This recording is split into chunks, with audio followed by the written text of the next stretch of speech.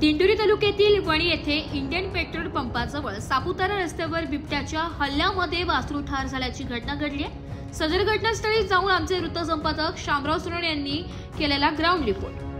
नमस्कार, आज दिनांक 13 नोव्हेंबर 2025 आपण पाहू शकतो आता रात्रीच्या वेळेस या वासरावरती बिबट्याने हल्ला करून आज वासरू ठार झाले। आणि एवढंच नाही की बिबट्याचा वावर मोठा असताना शेतकऱ्यांनी वारंवार पिंजरा लावण्याची मागणी केली असून वन विभागाने अजून त्याकडे गांभीर्याने घेतलेलं नाही। अजून वन विभाग का माणसं खायची वाट पाहते का असा सवालही आता ग्रामस्थ विचारतात। आपल्यावर कोणासाठी आता गणेश भाऊ आहे। गणेश भाऊ, एकंदरीत बिबट्याचा वावर मोठा आहे, काय सांग?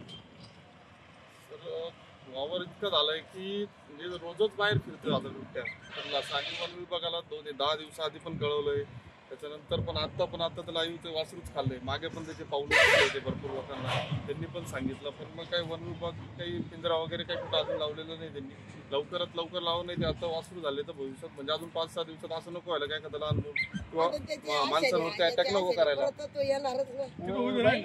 एकंदरीत वासरू खाल्लं, तुमच्याकडे लहान लहान मुलं पण आहेत, तुम्ही काय सांगाल? बिबट्याचा बंदोबस्त झाला पाहिजे का? कसं काय झालंय? आता इकडे बांधेल होते ना, बांधेल होते, मग आता रात्रीचे काय कोणी बाहेर निघाले नाही, त्याच्यामुळे तो बिबट्या केव्हा आला केव्हा नाही आम्हाला काही माहिती नाही। पण मग आता सकाळी पाहिला तो धरलेला आहे, पण मग बिबट्याने धरलं असं।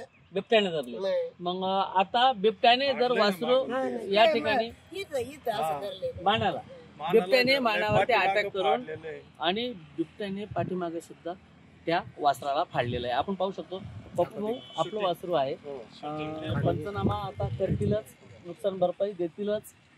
आणि तुमचं काय मागणी आहे सरकारकडे? आता वासरू खाल्लं पप्पू भाऊ, रात्रीची घटना आहे, तुमचं काय म्हणणं आहे? लवकरात लवकर पिंजरा लावला पाहिजे। बिबट्याचा बंदोबस्त करण्याची मागणी आता स्थानिक ग्रामस्थांनी केली आहे, तरी वन विभागाने लक्ष देऊन बिबट्याचा बंदोबस्त करावा एवढी मागणी करण्यात येत आहे। शामराव सोनवणे, दिंडोरी, नाशिक। एस मराठी न्यूज साठी वृत्तसंपादक शामराव सोनवणे, वणी।